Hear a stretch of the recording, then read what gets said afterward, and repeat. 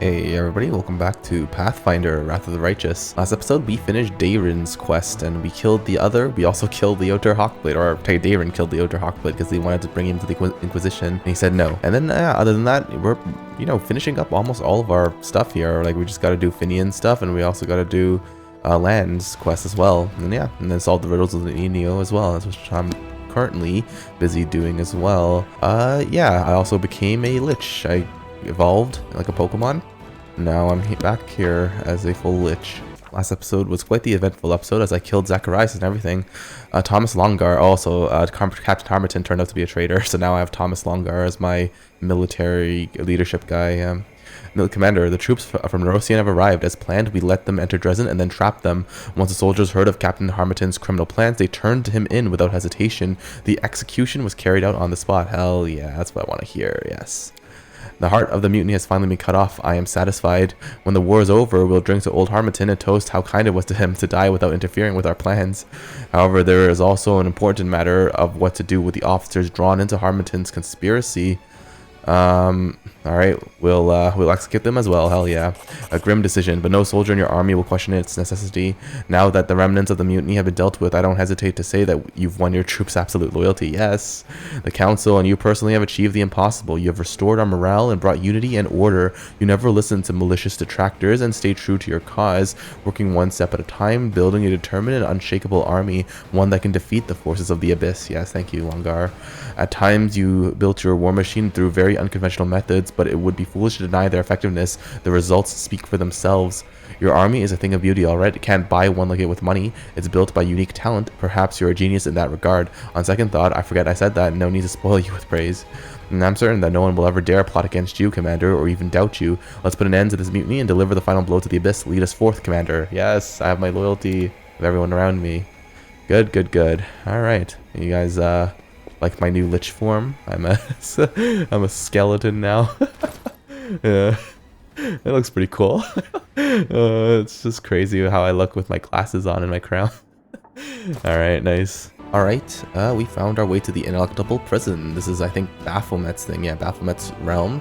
One of those weird puzzle or, a world map events that constantly keeps shifting where it opens and closes. Took me a while to get here, but now we're here. Let's go to the Baphomet's land, because we beat him once, I can beat him again, probably.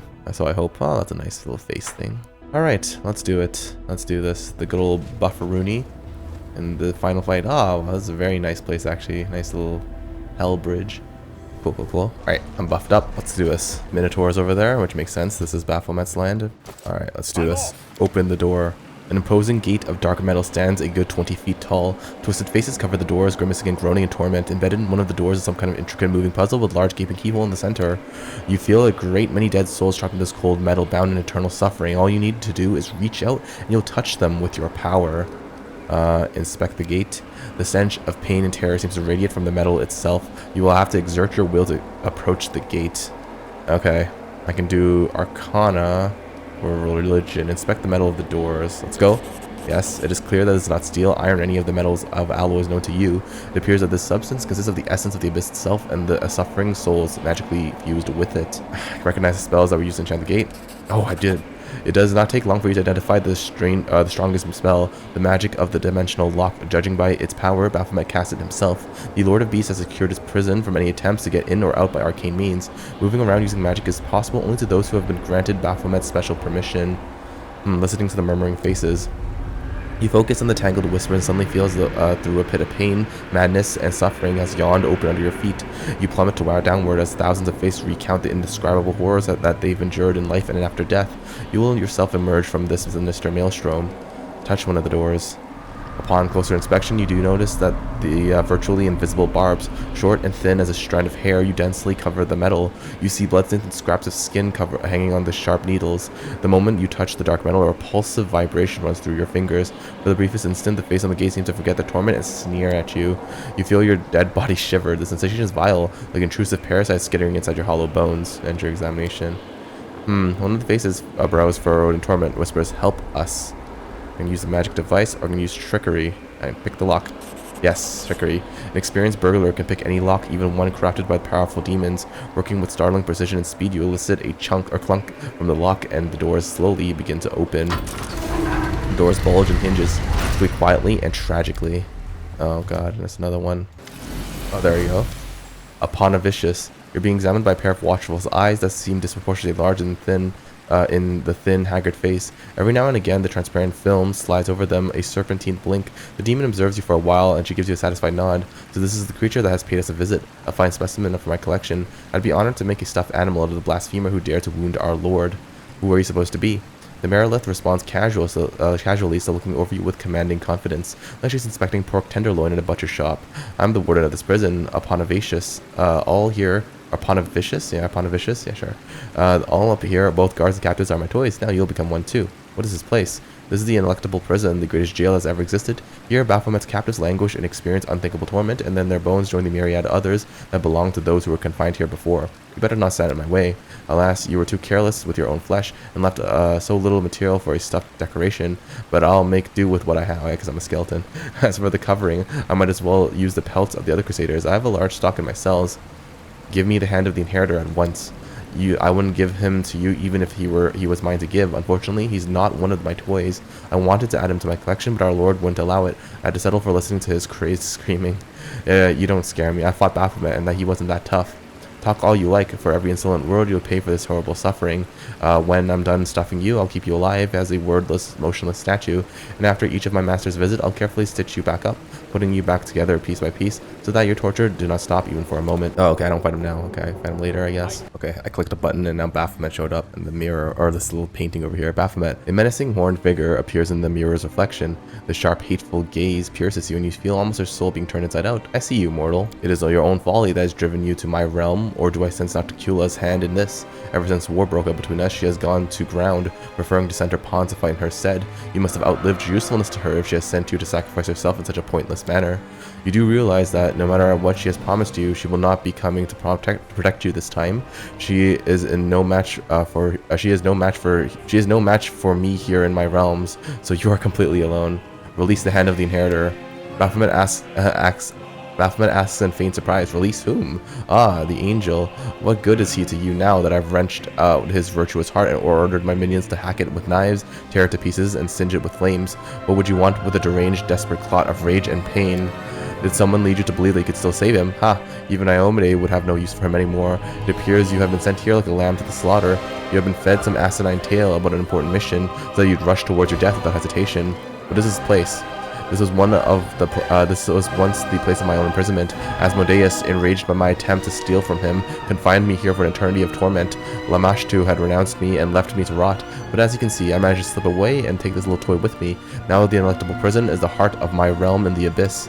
No soul can escape from here, be it a prison or a slave who gave their life for me. All from the most worthless cultists to Hepzamirah, whom I killed in the mines of Kulfir, might remain here, for they are all mine. How did you escape from Asmodeus' prison? You would never understand, mortal. Imprisonment begins here. Baphomet presses a claw to the forehead against the burning, bleeding pentagram of Asmodeus. Once I had passed through the maze of my own mind, I tricked it by destroying the very notion of imprisonment. I created a lie where I was free, and made the multiverse itself believe. What? Too complicated for you to follow? That's understandable. Even I couldn't fathom these mysteries at first. It took me years to ponder the knowledge given to me by Areshkagal, the faceless sphinx. What do you want from me? What do you want from me? Kneel before me and break the oaths you sworn to your masters, for only thus may you mitigate the punishment that awaits you. Very soon, my host will put an end to this foolish venture you call a crusade. Do you know why this place was named the Ineluctable Prison? The Prince of Darkness, Asmodeus, upon creating this maze, willed that none would ever escape its walls. There were no mere words, it was an enchantment, a definitive, indisputable order. Many souls have perished here since. The most cunning and dexterous of thieves would come here to test the magic of Asmodeus, and not one of them would make it back out. You get a sneer. I'll just follow. Oh, whoops! I accidentally clicked this max. I'll just follow the left-hand rule. You get a sneer of contempt in response. You are ultimately a simpleton. This is the abyss, and any rules you may know do not apply here. Whether you turn left or right, whether you press on or turn back, you'll only find one thing: death. A primal scream of pain hits your ears. The walls shudder. You hear something crumble with a dull, thundering noise in the distance. The floor under your feet shifts like the undulating back of a beast rudely awakened. I take it my minions have resumed their work on the angel. To observe his agony is an exquisite delight. It feels as if I'm experiencing that unbearable pain myself, and you will experience it as well. Alright. Interesting. Ouch. It actually did sonic damage to me or something. Oh, look at this. Baphomet. The Minotaur in your path suddenly sneers and opens his blood-red maw, and the low, mocking, cheerful voice of Baphomet comes out. I wonder when you'll finally accept your doom. Your mortals are so amusing in your attempts to oppose us, the lords of the abyss. You fight, risk your necks, make sacrifices, yet we still push you back without the slightest inconvenience. Do you think anyone will remember your self-sacrifice a scant decade from now? All will forget your name, and the names of those who came before you. Your Golarion will be ruled by my mighty brood, with the blood of the Lords of Beasts himself coursing through their veins. My offspring will inhabit your lands, and soon the lineage of every living soul in Golarion will be traced back to me, and every breathing body will bear my burning seal. Arilu Vorlesh will lead my armies, and Golarion will drown in blood. Oh, interesting. You've entrusted your armies to Arilu Vorlesh. Yes, now that Hepzamirah has failed me, Arilu Vorlesh has become my new general. She has already told me everything she could discover from Nocticula, and this knowledge has been quite valuable. What's more, Arilu still serves Deskari and reports all his orders and designs to me. She has proven herself a competent spy despite her mortal origins. You hear a chuckle in Baphomet's voice. I have exalted Arilu and made her my first slave, but do not be so quick to underestimate me. I know full well that she will betray me whenever the opportunity presents itself, but I plan to betray her first. I've already defeated Hepzamirah, your mightiest daughter. I'll handle the rest of them. You speak of Hepzamirah as if you're hoping your words will wound me. You've killed one of my descendants, and her specter now wanders these halls. Am I supposed to care? I could spawn hundreds, thousands more. Among them there will be those in whom my blood is stronger, and they will surpass Hepzamirah. Believe me, I possess none of a father's sentimentality, for I am not a father to them, but their creator and their god. Tell me about your offspring, Yggfellas. Hepzamirah tried so hard to strike his name from the memory of the abyss itself. Yggfellas was always crafty and able, but he lacked zeal and ire. I valued his shrewd mind and his uncanny ability to lie, and I found it regrettable when Hepzamirah disposed of him. I didn't interfere, of course. My children must fight among themselves, and then only the strongest can be revealed. Are you going to brand all your servants, or was Menhago just lucky? I place various seals upon my slaves. There are those that grant power, those that bring the light, those that inflict pain, and those that simply mark their bodies as mine. Menhago failed me, and I encouraged her to correct her mistake. The seals tormented her every breath, draining her strength, and only by destroying you could she be free of them. Unfortunately for her, she failed. Stop cowering behind your minions. Are they, my seed and my spawn, my faithful worshippers, not part of me? Do they even consider themselves separate from their master?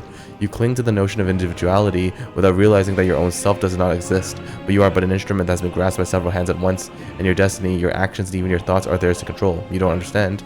No matter, you will. As you wander the darkness of the abyss for an eternity, you'll give up the illusion of selfhood. How will you know who you are then?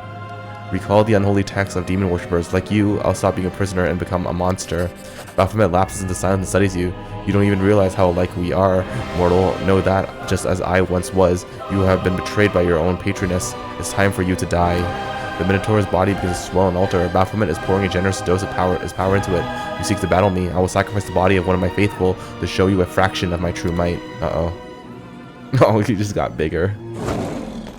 Yeah, alright, sure, I'll see it. Oh, look at this. Is that the rock? Voromurak. It's been a while, eh? Voromurak, squawking in delight. A large rock enters the jail. It's fidgeting with a bloody gold ring.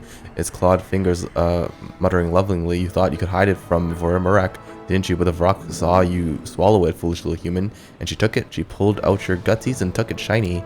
Upon noticing you, the rock starts and hisses angrily. You, Voromurak knows you. Why are you here? You want the rock's treasure? Claws off. You can't have them. Who are you? I don't remember you. She clucks in outrage. You don't remember? You came to the Molten Scar and ruined the important task as Xanthir, the Plagued One, gave to the rock.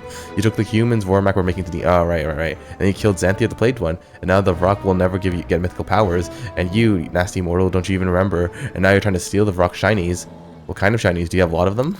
Lots and lots of them. More than that in your dreams. You won't even get so many in 100 years. Look here. She reaches under her wing, but catches herself and wags her clawed finger at Woljib. Ah, clever. You want me to pull all my treasure before you go before you, so you could then yoink and snatch it away. Not happening. The rock is smart, and the rock won't fall for that again. What are you doing here? Voromurak's voice becomes excessively proud. Well, you thought that the rock wouldn't find a good master? The rock is strong. Everyone wants her to serve her. Everyone wants her to serve them. They made her guard the prison, let her torture useless humans. She pecks their funny little eyes out, then slices them up with her sharp talons. And when no guards are around, Voromurak can sneak into a cage and eat all the shrieking meat inside. She pats her belly, which is visibly bloated. Alright, I don't have time for you. Running away, are you? You can't hide from the rock. I see you have many shinies. Voromurak will have them all. Voromurak comes at you with a belligerent squawk. Ah, crap. I'll fight you? Alright, sure. If that's what you want. Here we go. There we go. See ya. Alright. This Cecily ghost here wanted the Dawnflower's kiss, and that's what Voromurak was guarding the rock. Now I got it. Yes, show her the Dawnflower's kiss. Is this the sword you were talking about? Cecily extends her hand, trembling toward the blade. Vile monsters, the once blessed blade, what have they turned it into? Will you let me be the spark that drives away the evil that has tainted it? Smiling sadly, she adds, may the dawn flower's grace cleanse the soul of the one I loved in life. Okay. Oh. I can do this. Sure, you know what? Let's let her purify the sword. Atone for your sin and purify the sword. With a sad smile, Cecily speaks in a surprisingly clear, pure voice. You are a true hero. May your bones not languish in this labyrinth and not join the myriad of others. Please give this sword to my beloved Casaglir and tell him that I've always loved him and mourned him. Oh, there he goes. Historic Casaglir has lost his normal cold indifference. He leans forward eagerly, and you can hear the emotion in his voice. My lord, will you give me permission to take this sword? Why do you need it? Casaglir takes a step back, surprised by his own eagerness. My Cecily, she's calling me. Alright, sure. You and Cecily should be together.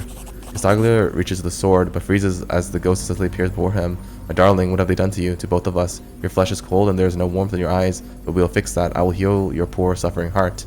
Casaglir's indifferent expression is replaced with one of horror, surprise, and shame. Fire burns in his eyes and his lips whisper in shock, Cecily, Cecily.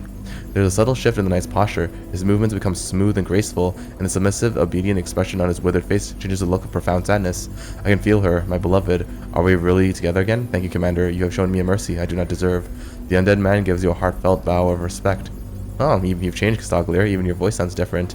The knight is no longer an undead puppet, capable only of unquestioning obedience and willing servitude. His voice is a mixture of wistfulness, pain, and nostalgia. Cecily transformed me. She pulled me from the oblivion and freed me from the magic that bound my will. When she saw who I had become, when I had become, sorrow filled her dead heart. She loved me and did not hesitate for a second to make the ultimate sacrifice for me.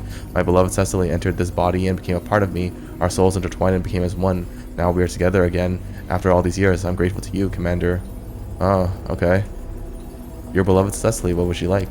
Casaglir's withered lip curves into a gentle smile. She would never have thought the old knight capable of such emotion. She was the kindest, purest soul that I have ever met. Even after death, she did not lose her wonderful compassion. When our souls intertwined, I felt such warmth, invigorating warmth. Alright. Alright, who were you? Actually, it's fine. You were an undead. You, an undead, believe yourself to be a defender of goodness and light. Casaglir looks up proudly, and his voice is like steel. Yes, we are the cursed spawn of darkness. However, that does not mean we have forgotten our oaths and our ideals. We were made into creatures of darkness, but we can choose to fight for the light.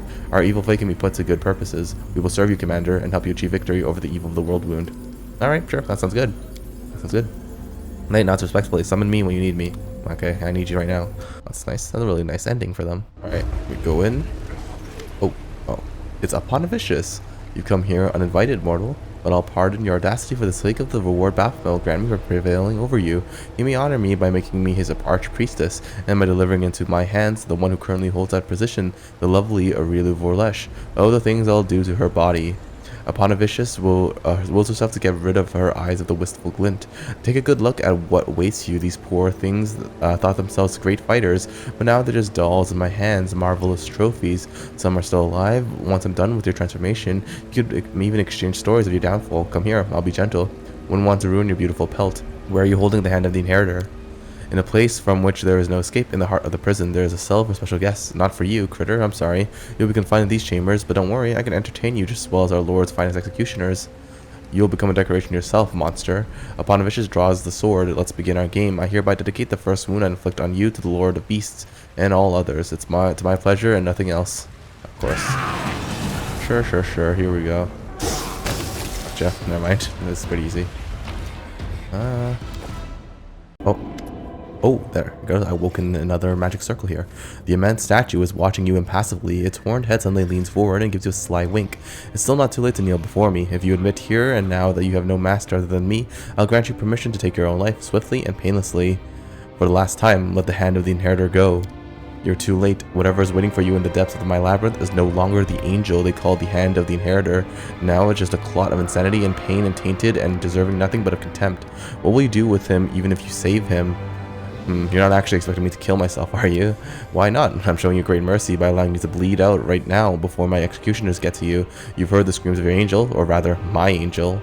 That's a great idea. Why didn't I think of that? We've just been through all the hassle of fighting our enemies, and then we could have just asked them politely to take their own lives. Demon Lord Logic, everyone. What riddle are you going to ask me this time? The statue lurches into motion, its heavy footfalls causing the hall to quake. No more riddles, only ruin. It's time you return to dust, foolish mortal creature.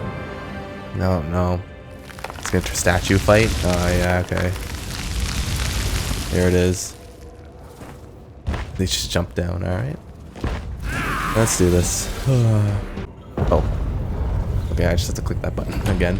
I found the Hand of the Inheritor, apparently. Oh, okay, I guess it's the final battle, eh? I do what I must. Okay, hold on, let me prepare one last time. Let's get in there. Oh, that's the hand. Oh, Hand of the Inheritor. The tall shadow shifts towards you slightly. You see a familiar form, the familiar golden armor, but how much has changed? A malevolent glow streams from the purest breastplate and cracked helmet, but the change goes much deeper than all that. All signs of life and motion have been drained from the Hand of the Inheritor. His movements are sharp and precise, mechanical, the gestures impersonal and hollow. As is his voice, Commander, Mickey Mouse, I have been waiting for you. Uh-oh. The Lord of the Labyrinth has revealed his plan to me. The former herald of Iomade speaks in a monotone as if he is commenting on the weather. You used me to open portals to your lands. You said my soul reached out to you. I do not know why, out of vengeance or as a plea for help, or perhaps merely out of habit. Baphomet told me you would come for me and that he would prevail either way, whether I destroy you or you destroy me. Former allies tearing each other to shreds can only benefit him. What has Baphomet done to you? He killed me without letting me die. The Echo of Discari gave him some suggestions on how to sustain me and how to use me further. That Baphomet's one crafty thief. You snatch a labyrinth from Asmodeus and a herald from Iomade. You'll be swiping for Asma's throne next at this rate. You are not what they've turned you into. Fight it, and I'll try to save you. I do not need to be saved, but I thirst for battle. Every crack of the whip, every poisonous spell that drove that thirst into me. The time has come to quench it. Oh, he has a friend as well. Okay, fine. If this is how it goes, then this is how it be. Gotcha. Oh, here comes Baphomet himself. You are strong, but here in my realm, my power knows no bounds. I would have only to will your victory into nothingness, and it would be done. Uh-oh. Well, he does look different. Minion, be filled with my power and kill the interloper, and I will let you take his heart as I took yours. Uh-oh. Got crazy demon powers now. Oh god, it's a round 2. He's still, oh, he dispelled me. Damn you. Pop, pop, pop, pop. Nice. GG. Another round down. Is there a third phase? The former angel falls to one knee, but even now his movements are lifeless, apathetic. One who has no heart to know no pain. The end is near, as expected. Alright, it pains me to see what has become of you. Out of respect for who you once were, I will grant you death. Damn, if I was swarm, I could eat them. Alright. You accept your words calmly, taking them for granted. Lord Baphomet foresaw this outcome as well. Please let it all end. See ya. Oh, I'm surprised I didn't actually get to fight Baphomet. Well, that was a good old time with me and my Inheritor friend. Oh damn, I was just exploring the rest of the prison and I found Hepzamirah's ghost? Okay. How you doing, Hepzamirah? Hepzamirah, Baphomet's daughter, and now a disembodied ghost, lets out a half moan, half growl. Her skull is crushed, her wound exposing a gleam of white bone, and one eye dangles precariously from its socket. A broken wheeze escapes the throat of once the majestic and fearsome warrior. He stops screaming. What a relief, he's finally shut his mouth. Upon noticing you, she steps back in terror. Did father send you to torture me? Why? Why would he do that? I served him well. What are you doing here? Hiding. They say being the daughter of Baphomet is a great gift, but like all of my father's gifts, it was poisoned. The poison is known as mortality. I'm a Nephilim, and unlike demons, I must share the fate of the most worthless minions of the Lord of Beasts. Upon death, the souls of all his slaves are bound here, and I'll remain in this torment forevermore. And guess what? I'm still alive. I'm awfully glad I'm not a ghost with a hole in my head. Wolfchip chuckles gloatingly. Enjoy it while you can. Today I'm dead. Tomorrow you'll be too. You don't look quite as proud and as self-assured as before. She flinches as if from a blow, then whispers in a voice that sounds both defeated and hateful. All those pathetic wretches, the executioners and jailers that used to grovel to me, begging for my favor, now they're getting even with me. They hound me and torment me. I'm hiding here to avoid them. And a little while ago, they began torturing that lousy angel, your friend, and his screaming. Whenever I heard his scream, it felt as if my ghostly flesh were falling apart, and it hurt. You shouldn't have put your faith in your father. Hepzamirah gnashes her spectral teeth and nods. That old piece of shit turned his back on me, on the best of his brood. I sacrificed my own mother to him. They then did so with the hundreds of my brothers and sisters, and this is how he repays me. Her voice trembles with hurt. When he made me his archpriestess, he said that the title would grant me the protection of a rare kind. Every archpriest of a demon lord may summon their master in their hour of need, and their master must answer the call. They'll come, and they simply cannot refuse. Such is the power of the pact between the demon lord and their archpriest. My father came just to destroy me. Why? I bet he was helping his new favorite, the one that took my place, because that bitch, Vorlesh, is precious to him. I hate him. I hate them both. I can do this now. My Lich mythic path. Subjugate Hepzamirah's restless spirit. You will serve me. Go to Dresden and wait for me in my Ziggurat. Hepzamirah looks at you, confused, and then an expression of wild, vengeful glee appears on her face. You wish to destroy my father, don't you? Then you won't find a more dependable associate for such a task. I swear my eternal loyalty to you. Just promise me one thing in return. You will dethrone my treacherous, wicked windbag of a sire. Hell yeah. That's great. That was really good. Oh, I found this fancy room over here, actually, huh? All these boulders led me here. The room you're in looks more like a palace than a prison. Every part of it is impeccably clean, despite the fact that the cell's inhabitant has been dead for millennia. The words coming out of the dead man's mouth catch you off guard. Why, hello there, my dear. I've been waiting and waiting, wondering what my guest was up to and why he hadn't shown up yet. Don't be shy, have a seat, eat to your heart's content. When you're someone important, you don't talk business standing up now, do you? And we do indeed have business to discuss. Allow me to introduce myself. I am Alderpash, Rune Lord of Wrath, a destroyer and a conqueror, the great tyrant of Bakrakan. Doesn't ring any bells? I understand. Many millennia have passed, and all of them I've spent in this prison as Baphomet's captive. It's been a while since I've strolled around Golarion. My heart was still beating back then. It wasn't until later that I became a Lich. Oh, it wasn't one of the idea of dying a prisoner here, you see. Well, that's all besides the point. The guards tipped me off that you barged into this prison, and I thought the fate might bring you to my doorstep. I've been expecting you since.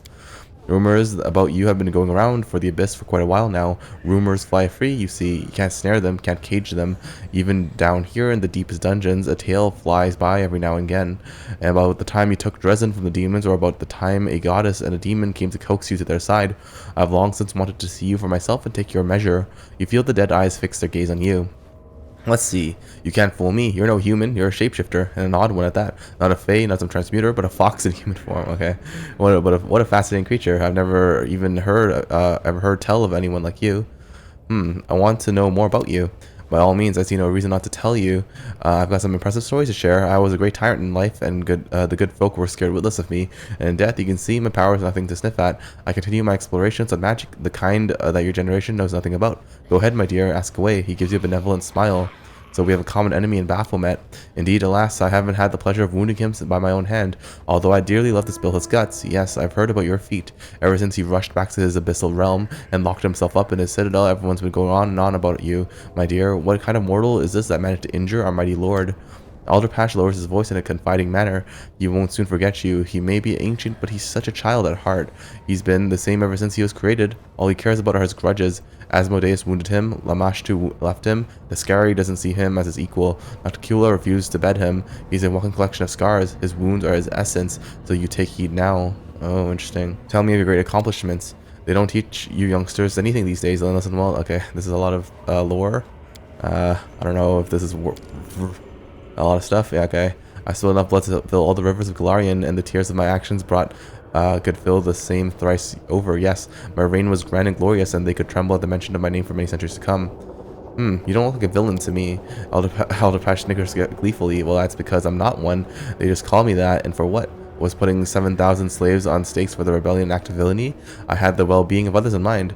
I gave them a warning so they wouldn't die a horrible death. As for plundering neighboring kingdoms and beheading my servants, there's no evil in that at all. That's just the daily life of any ruler. I'm prone to fits of tempers, yes, but only when there's a good reason. If someone failed me, I'd smite them without mercy. It's true, but such lack of restraint is a part of my power and my talent. That's just how we Rune Lords of Wrath are. I remember about 1,000 or so years ago, I was first thrown here. A woman by the name of Alaznist came to visit. She was a fierce one too. Ripped my skull off and took it with her as a trophy. Ha ha ha. Then she went to Barakan, found the one she was the Rune Lord of Wrath. Found the one who was the Rune Lord of Wrath at that time. The third one after me executed his wife and 7 children, and made the ruler himself into an undead. She kept whispering to my skull, asking for advice. She really took a shine to me. She was something, that one. The last Rune Lord of Wrath in history, mind you. So I'm not angry with her about the skull. Why would I? I was reborn from a phylactery anyways, good as new. Where do you keep a phylactery? Alderpash smirks slyly. What a curious question. And what, pray tell, do you need this knowledge for, my dear? Methinks you shouldn't be troubling that clever young head of yours with secrets like that. Let's say you find out where it is. Then what? Let's say you destroy it. But why would you? We're not enemies, we're allies. Besides, you couldn't find it if you tried. I'm no buffoon. My phylactery is hidden in a safe place far from here. His soft, harmless chuckle could have fooled many, but you noticed his hand twitching as soon as he mentioned the phylactery. Interesting. I want to learn more about your magic research. Oh, my dear, I've been keeping busy with all sorts of things over the centuries. I bet you youngsters haven't even heard a whisper about a magic of sin. When Baphomet locked me in here, he wrapped me up in his spells good and tight. The enchantments were so powerful it bound my soul to this very cell. The things I've attempted to circumvent his handiwork, conjuring golems to spread my power beyond the walls of this prison, moving my consciousness into other bodies. So many minds obliterated in that particular effort, and all for naught.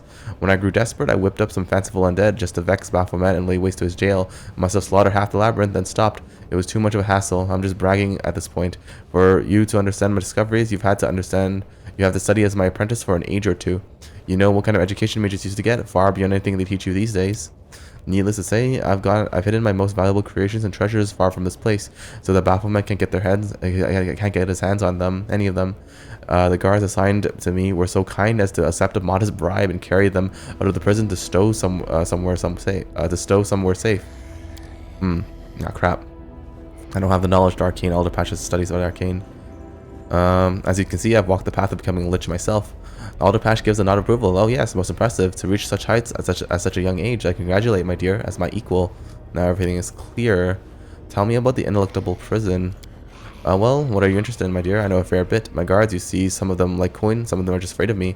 They tell me everything. I listen to their confessions each and every day. That's why I know all the secret paths through this here maze and a thing or two about the inmates. Alderpash perks up and adds in a cheerful voice.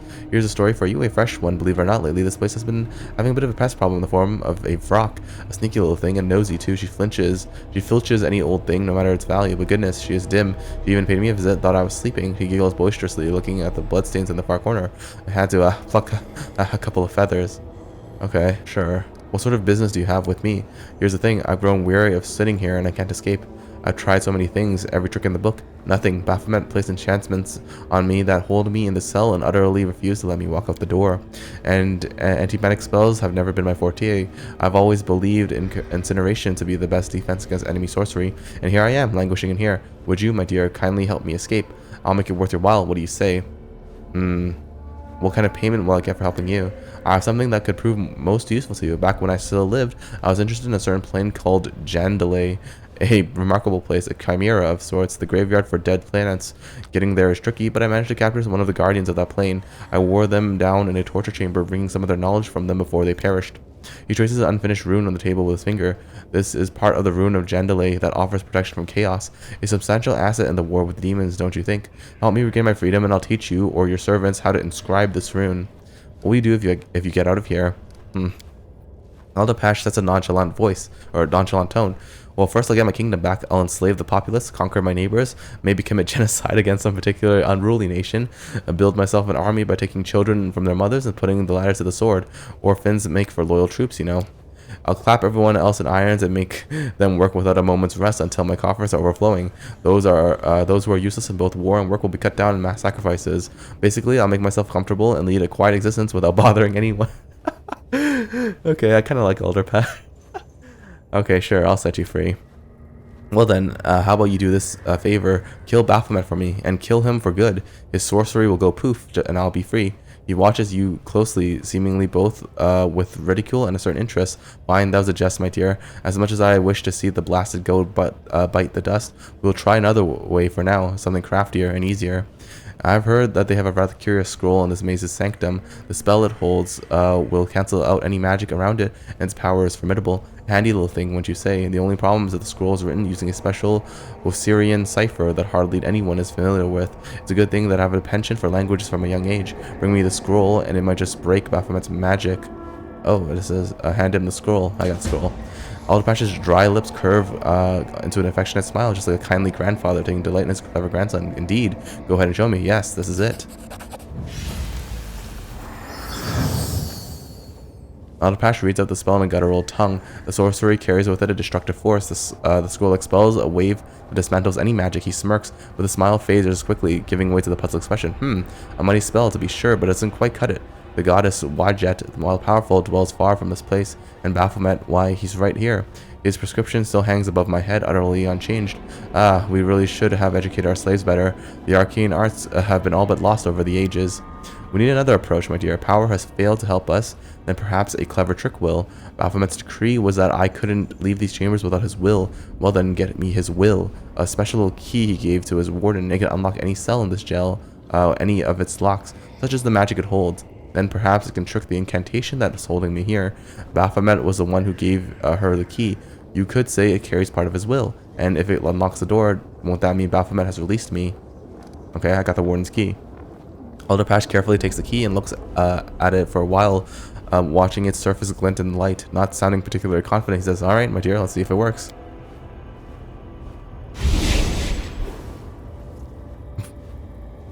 Oh, let's see. Uh-oh. Yeah. That's not good.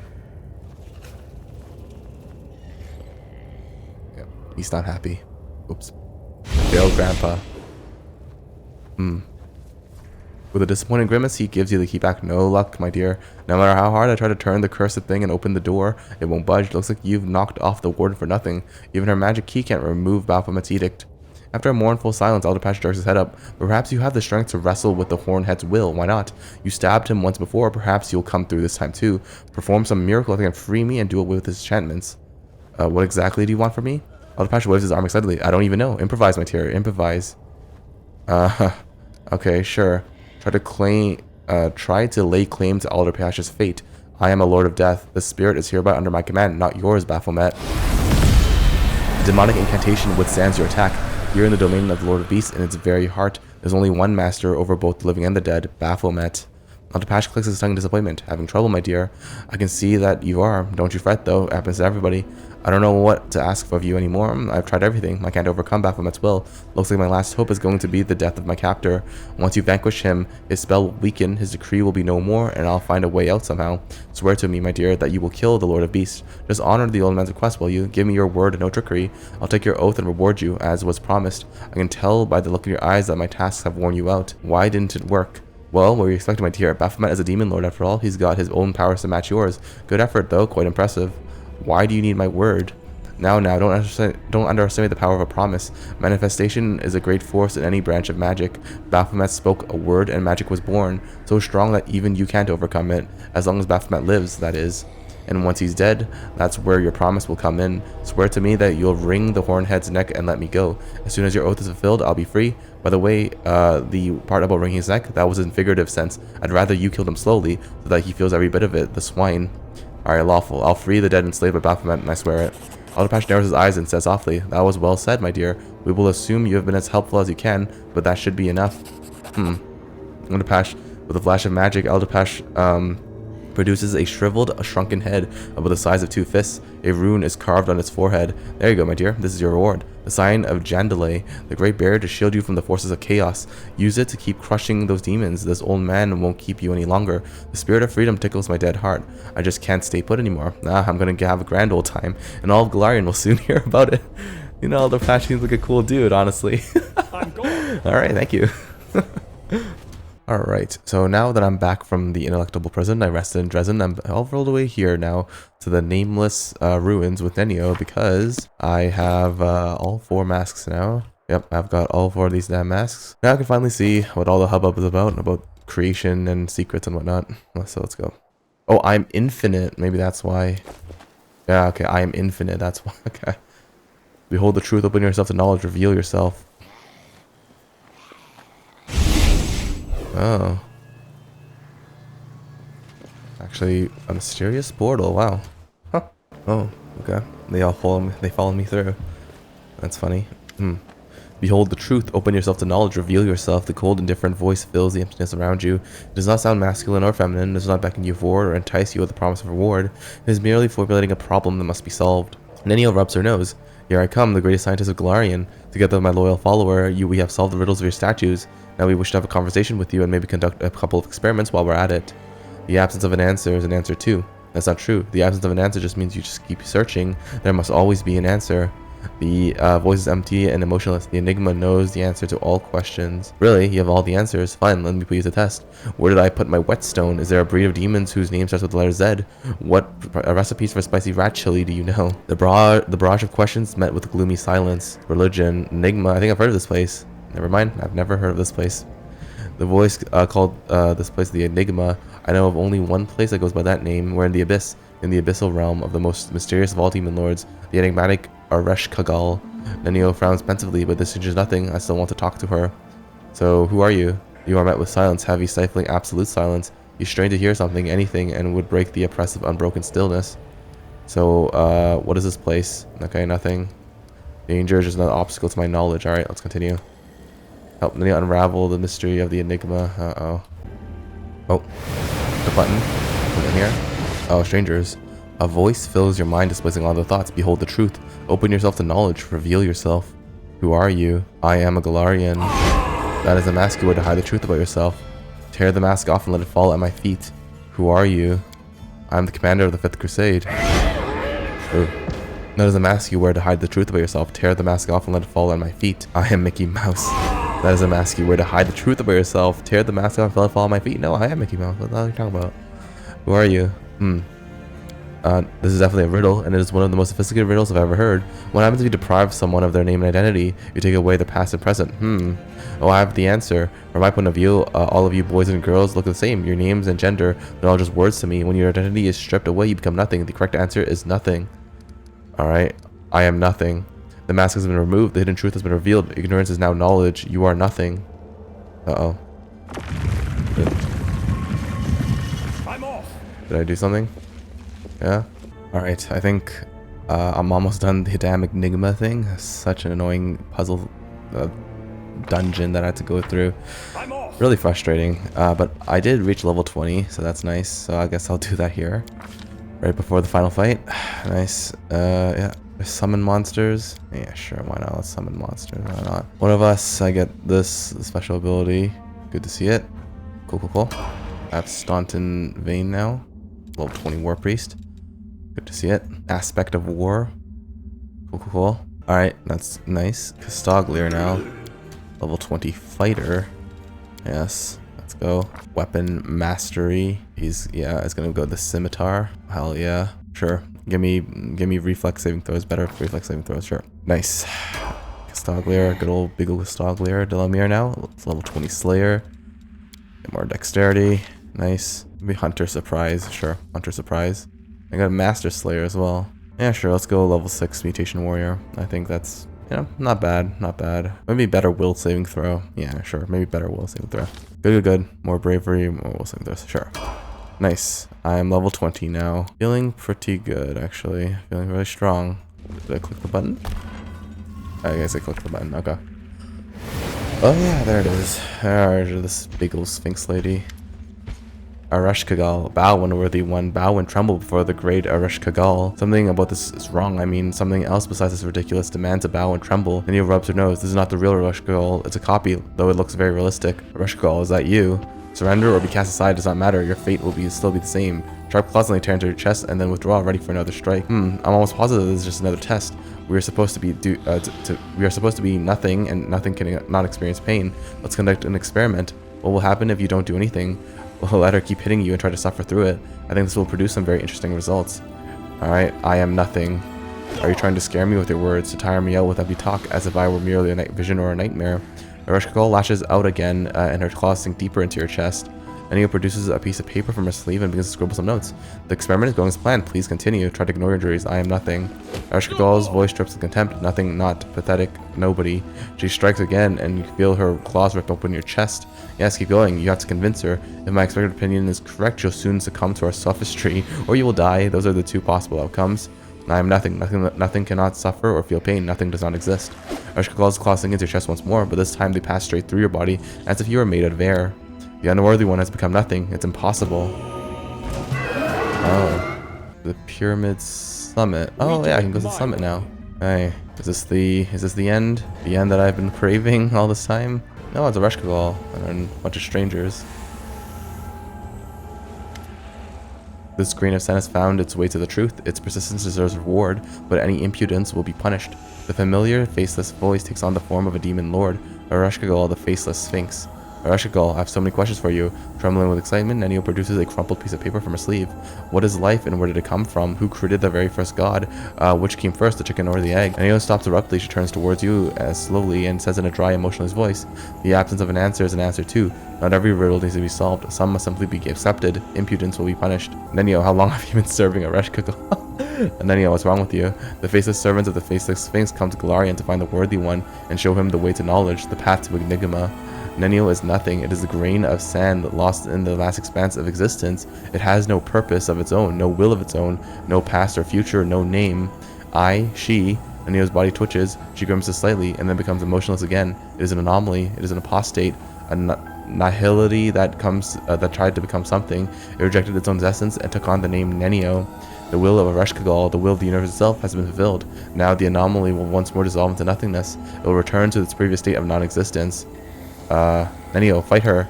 Nenio recoils as if struck, then she goes still again. There is no Nenio. This was a mask, worn by the anomaly to give temporary shape to its nothingness. When Nenio is flesh and blood, she cannot be nothing. The body belongs to the faceless Sphinx cultist from Tianjia. The cultist completed a pilgrimage to Avistan, opened the path to the Enigma, and appeared before the faceless Sphinx. She swore an oath, rejected her own existence, and became nothing. She forgot her name and dissolved into timelessness. Oh, interesting. This cultist's body was recreated to complete a sacred mission on Golarion. The anomaly was given shape so that it could serve the purpose of the universe, but it proved to be faulty. The anomaly altered its mind, excluding everything irrelevant and replacing it with whatever it deemed interesting. It took on a false name and found a false purpose. Even so, the anomaly has still fulfilled its true purpose. Everything is as the universe intended. You should take a lesson from that grain of sand. What do you want from me? Areshkagal's will is the will of the universe. Areshkagal reads the secrets of the universe like an open book. She does not share any knowledge, not every riddle needs to be solved, but she will allow you to become a part of the riddle, a part of herself. She will give the grain of sand a higher purpose. She will allow it to serve a cause bigger than its tiny self. She will make the grain of sand her avatar, power in exchange for service, meaning in exchange for usefulness. What will happen to Nenio? If the grain of sand sees the anomaly, it will stay. It is of no importance to the universe. What will I do as your avatar? The grain of sand will become a conduit for Areshkagal's will. It will serve as an instrument of reality itself. It does not need to know more. Let it be satisfied with the knowledge that it will serve a higher purpose. I have some unfinished business on Golarion. Areshkagal will not demand immediate service. The grain of sand will have some time to finish what it started before it is summoned. The faceless Sphinx will accept the oath and will grant her mask the grain of consciousness, her mask the grain of sand. The grain of sand will put it on and join the nothingness. It will join the universal consciousness. However, the last step to becoming an avatar is something that the grain of sand must do on its own. The person who opened the rift between the worlds is the one who proudly bears the name of Rielu Vorlesh. She thinks that she can control the universe. Inconceivable insolence, unimaginable foolishness. She must be stopped. She must be punished. She must be shown the error of her ways. Areshkagal pauses for a moment as if considering something. Yes, soon the grain of sand will eliminate the one who opened the rift. It is important that while doing so, the grain of sand is wearing the mask of the faceless Sphinx. The demon lord's face is concealed, but you can still feel her imposing stare. Do it. Do as I command and earn your place beside me. Interesting. Do you wish to deprive me of my free will? Will you take away everything that makes me who I am? What is free will? What is personality? These are just masks of self-deception and conceit. The grain of sand should have learned this during its time in the Enigma. The grain of sand is nothing. Nothing cannot possess anything. Areshkagal does not take away anything. Take anything away. She only rewards. You know what? Screw you. I reject your offer. I don't want to be nothing. The grain of sand's consent was needed to simplify the process. A refusal to give consent would lead to complications, but not alternatives. The grain of sand will become Areshkagal's avatar, for that is the will of the universe. Strike down Areshkagal. Alright, here we go. Big ol' jiggly fight. Alright, gotcha. Whew. Alright, Areshkagal has been struck down. Good to see it. Get fresh Nahindrian crystal. Man's belly ready to unleash his parts roll. Interesting. Fresh Nahindrian crystal. And the gut, Nenio. An anomaly. An apostate. A nihility that tried to become something. It rejected its own essence and took on the name Nenio. But this was merely a mask, a hollow shell that gave temporary shape to its nothingness. Yep. An insignificant variable in the universe's equation. An infinitesimal quantity. Nothing. Is this true? It is pointless to doubt the axiom. The anomaly only exists because it is Areshkagal's will. Is the circle tattoo on your shoulder also related to Areshkagal? The anomaly desired to be something instead of nothing. It tried to reject its natural state. In a twist of cosmic irony, the anomaly tried to distinguish itself as something, by marking its body with the symbol of nothing. Your amazing ability to forget everything you consider irrelevant, is that a gift from Areshkagal too? Knowledge and ignorance are just two spheres of the same plane. Where one of them ends, the other begins. The great Areshkagal holds domain over both, deciding where and how one should morph into the other. Her followers possess the same powers, at least in regard to their own pitiful knowledge and memories. Areshkagal's dead, though. In its desire to become something more, the anomaly forgot everything else. And then it drew a false conclusion about its own uniqueness. Let's leave this place, Nenio. Nothing should remain nowhere. It should stop striving to become something. Diplomacy. Hey, you can't just leave your encyclopedia unfinished, can you? It is a great work that will shake the scientific community to its core. Its publication will be celebrated by everyone. Every student, scholar, and critic. The world will remember the author of such a monumental work for a long time. Yes. I wish. The anomaly's wishes are irrational. There is a large probability of error, and the risk of making an incorrect decision is too high. I saw how you resisted Areshkagal's will. You didn't want to listen to her. You cannot be nothing because nothing has no desires of its own. This is a logical argument. But what Areshkagal says is also true. So what course of action should be taken when two truths contradict each other? Is it possible to accept one of them and consider the other conditional? I don't know. Right. Then I guess I will accept your point of view as the truth. After all, I like it more than the other one. This place is so boring. Why did I want to come I agree. here? This place is really boring. Oh yes, new knowledge, an experiment. Our whole life is a fascinating experiment with an unknown conclusion. I should have known that no one was going to give me any exclusive, new, super important secret knowledge for free. Knowledge is gained through sweat, blood, pain, and experiments. Right. All right, I think we should move on now. Lead the way. And I'll think up a new research project for us to conduct together. As for this experiment, I suggest that we consider it complete. Also, thank you, boy.